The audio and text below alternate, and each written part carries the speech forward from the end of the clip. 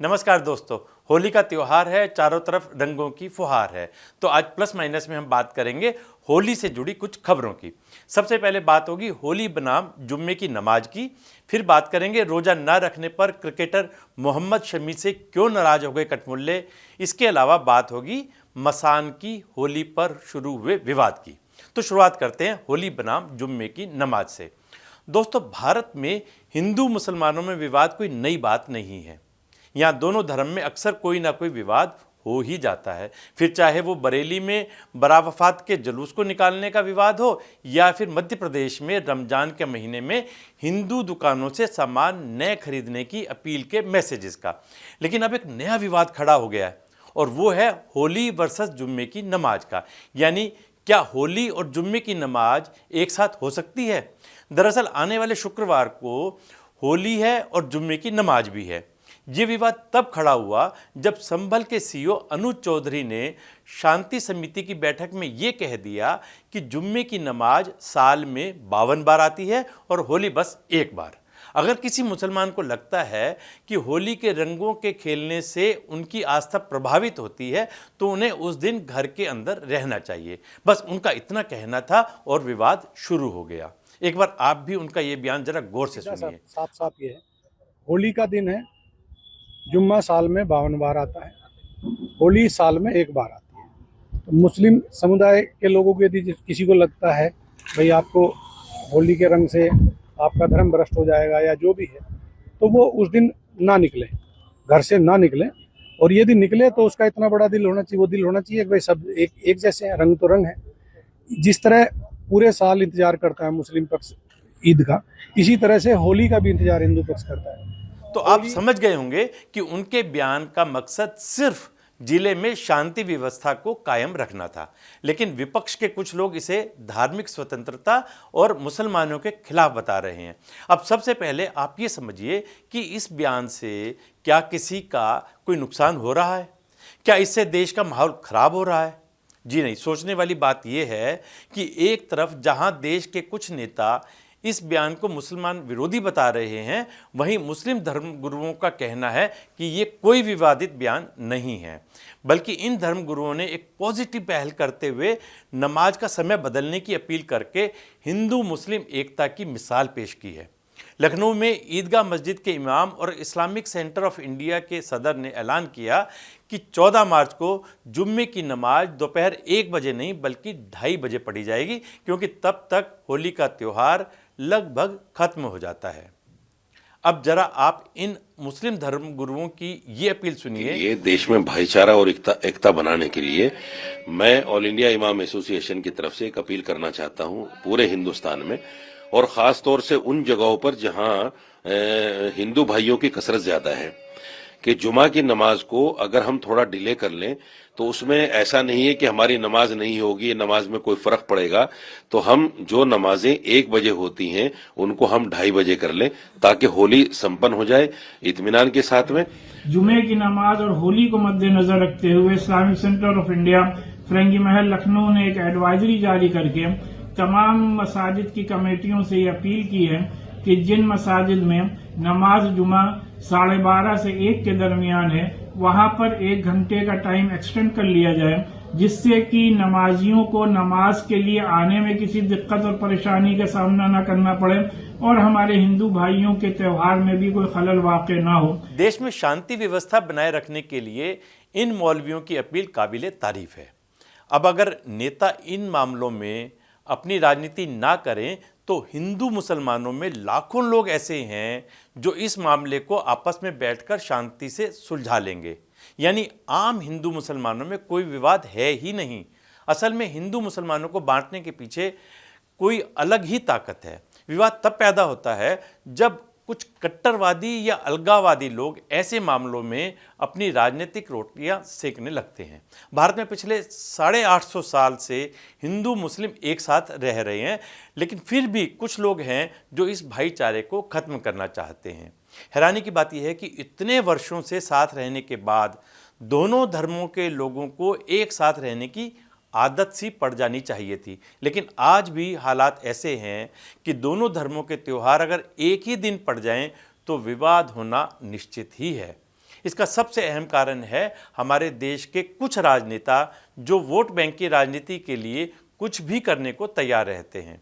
इसके अलावा इतिहास में मुस्लिम आक्रांताओं ने हिंदुओं के त्योहारों पर जिस तरह रोक लगाई और उनका शोषण किया, वो कड़वाहट आज भी बरकरार है। इसके अलावा ब्रिटिश राज जिसने डिवाइड एंड रूल यानी बांटो और राज करो की नीति अपनाते हुए भारत के 2 टुकड़े ही कर डाले, जिससे बहुत से हिंदू मुसलमान आज भी खफा हैं।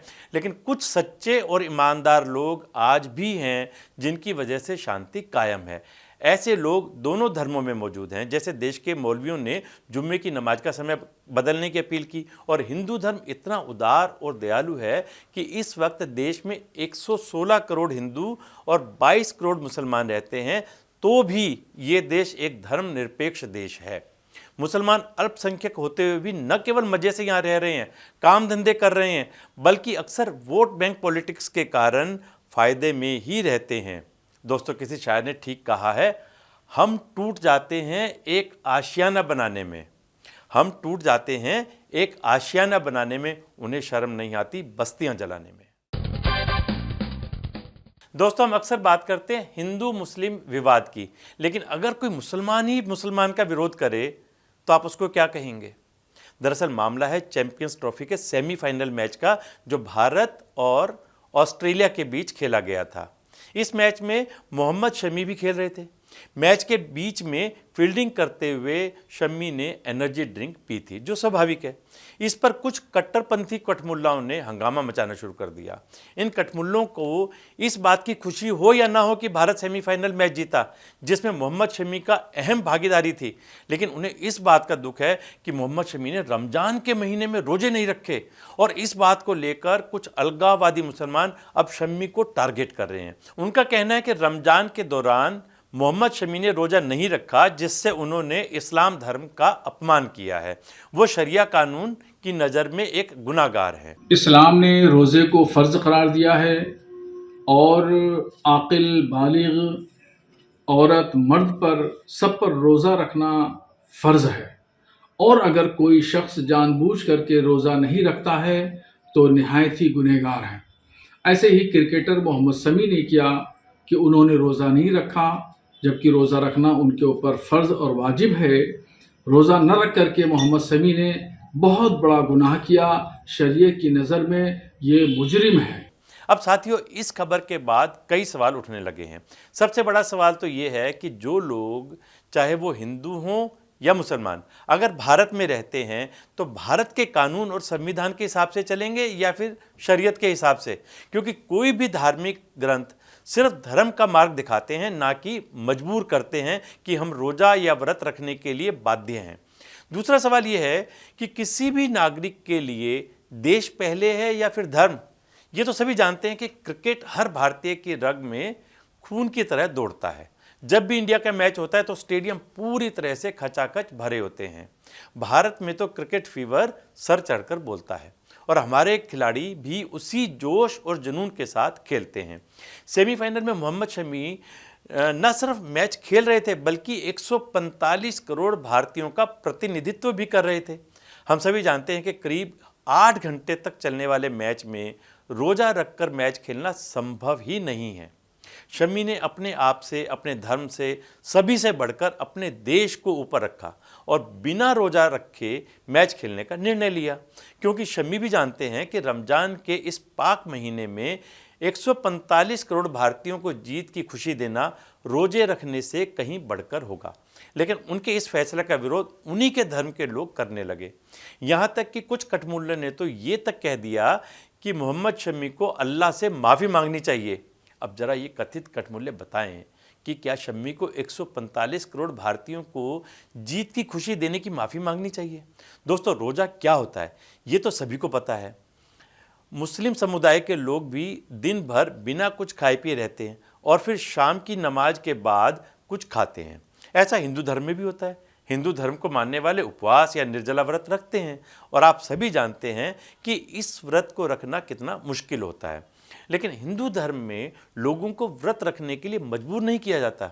हिंदू धर्म के अनुसार हर सोमवार का दिन भगवान शिव का होता है, मंगलवार का दिन हनुमान जी का होता है, और ऐसे ही हर दिन किसी ना किसी भगवान का होता है। और सभी अपने मन मुताबिक किसी भी दिन व्रत रखकर भगवान के प्रति अपनी भक्ति भाव को जाहिर करते हैं। इसका मतलब ये बिल्कुल नहीं है कि जो व्रत नहीं रखते वो हिंदू नहीं है, क्योंकि हिंदू धर्म में ये जरूरी नहीं कि आप व्रत रखकर ही अपनी धार्मिक भावना का प्रमाण दें। अब हम आपको एक ऐसा किस्सा बताते हैं जिससे सुनकर आप मानेंगे कि देशभक्ति से बढ़कर कुछ नहीं है। पाकिस्तान के क्रिकेटर शाहदाब खान और इंग्लैंड के क्रिकेटर मोइन अली ने भी मैच खेलने के लिए रोज़ा नहीं रखा। पाकिस्तान इस्लामिक देश है, वहाँ भी रोज़ा ना रखने के लिए शाहदाब खान को इस्लाम का मुजरिम करार नहीं दिया गया और ना ही इंग्लैंड के खिलाड़ी मोइन अली को किसी तरह का कोई अपमान सहना पड़ा। बात 2016 के यूरो कप की करें तो फ्रांस के कुछ मुस्लिम फुटबॉलर खिलाड़ियों ने भी खेल के दिन रोज़ा नहीं रखा था, उन्हें भी किसी ने इस्लाम का गुनाहगार नहीं बताया था। अब भारत के ये कट्टरपंथी कठमूल्य बताएं कि क्या 145 करोड़ लोगों की भावनाओं की वे कदर नहीं करते? साथ ही हम आपके लिए भी ये सवाल छोड़ जाते हैं कि शम्मी का रोज़ा ना रखकर भारत के परचम को पूरी दुनिया में लहराने का फैसला सही था या गलत? आप निर्णय करें। दोस्तों, अब बात करते हैं वाराणसी में मनाई गई मसान की होली की। होली का पर्व हिंदुओं की आस्था से जुड़ा पर्व है, आप सभी जानते हैं। होली से ठीक 4 दिन पहले वाराणसी के महाशमशान घाट पर चिता भस्म की होली का आयोजन तय किया जाता है। इस बार 11 मार्च को ये आयोजन किया गया, लेकिन इस बार वाराणसी के बुद्धिजीवी वर्ग और हिंदू संगठनों ने विरोध के स्वर बुलंद कर दिए हैं। दरअसल उनका कहना है कि ऐसे किसी भी आयोजन का उल्लेख शास्त्रों में नहीं है। शमशान की भूमि दुख, संताप और मृत्यु को दर्शाती है, वहाँ किसी भी प्रकार का उत्सव नहीं होना चाहिए। खास तौर पर गृहस्थ युवा वर्ग और बच्चियों का ऐसे स्थल पर इस प्रकार के आयोजन के तहत जाना अमंगल का सूचक है और निश्चित ही इसके गंभीर परिणाम भी भुगतने पड़ते हैं। काशी विद्वत परिषद, विश्व वैदिक सनातन न्यास और बाकी दूसरे हिंदू संगठनों की तरफ से भी एक चर्चा का आयोजन किया गया था, जिसमें लोगों से अपील करते हुए कहा गया कि ऐसे किसी भी आयोजन में शामिल ना हो। देखिए, ये सनातन धर्म का आयोजन नहीं है, जनता को भ्रमित न किया जाए। ये मशान की होली कभी भी हमारे शास्त्रों में सदगृहस्थों को खेलने का विधान नहीं है। जो भी भाई बहन युवा साथी इस भ्रम में पड़कर के इस तरह के आयोजन में सम्मिलित होते हैं, उनकी आध्यात्मिक हानि होगी। और हम आपके इस चैनलों के माध्यम से ये कहना चाहते हैं कि इस तरह के उत्सवों में सम्मिलित भी ना हो। दोस्तों, सच्चाई ये है कि मसान की होली जैसे उत्सव का शास्त्र में कोई प्रावधान नहीं है, कहीं उल्लेख नहीं है। शोक और दुख के स्थान पर उत्सव कैसे हो सकता है? त्योहार कैसे मनाया जा सकता है? बीते 5-7 वर्षों से इसका खास तौर पर प्रचार किया गया है, जो चिंताजनक है। इस आयोजन की आड़ में ये कहना कि अघोड़ी और साधु संत घाट पर चिता भस्म से होली खेलते हैं, ये भी पूरी तरह से निराधार है। वो अपने मठ या आश्रम में होली खेलते हैं और उसकी भी एक विधि है। ऐसा कोई भी आयोजन जो शास्त्र के विरुद्ध हो, उसे सही नहीं ठहराया जा सकता। उस स्थल पर जहाँ किसी पिता, पुत्र, पत्नी या किसी दूसरे परिजन का शव पड़ा हो, तो क्या आप वहाँ उत्सव का आयोजन करेंगे? उन पर भस्म छिड़केंगे? नृत्य करते हुए मोबाइल से वीडियो बनाएंगे? अरे, इससे बड़ी भूल क्या हो सकती है? सुनियोजित घटना को इस प्रकार की परंपरा का नाम दिया जा रहा है। दोस्तों, याद रहे कि काशी में लोग पाप धोने के लिए आते हैं, लेकिन काशी में ही किया गया पाप कहाँ धुलेगा? दुर्भाग्य की बात यह है कि गृहस्थ के लोग, युवा वर्ग के लोग भी बड़ी संख्या में बीते वर्षों में ऐसे आयोजन में शामिल होते देखे गए हैं। मशहूर शास्त्रीय गायक छन्नू लाल मिश्र द्वारा गाया हुआ गाना होली खेले मसाने दिगंबर काफ़ी लोकप्रिय है।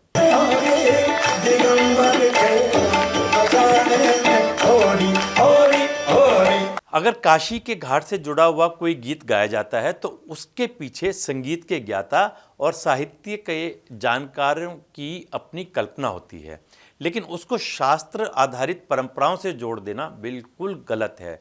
लोगों ने इस बात को भी जोड़कर देख लिया कि भगवान शंकर शमशान भूमि पर होली खेलते हैं, इसलिए सभी लोग उसमें शामिल हो सकते हैं। ईश्वर रूपी भगवान शंकर के जीवन से एक आम व्यक्ति, खासतौर पर गृहस्थ के लोगों की तुलना बिल्कुल नहीं की जा सकती। ऐसे में काशी के विद्वानों ने लोगों से अपील की है कि उन्हें इस प्रकार के आयोजन में शामिल होने से बचना चाहिए। दोस्तों, होली का त्यौहार है, आपके जीवन में भी रंग बिरंगी खुशियाँ आए, इन्हीं शुभकामनाओं के साथ नमस्कार।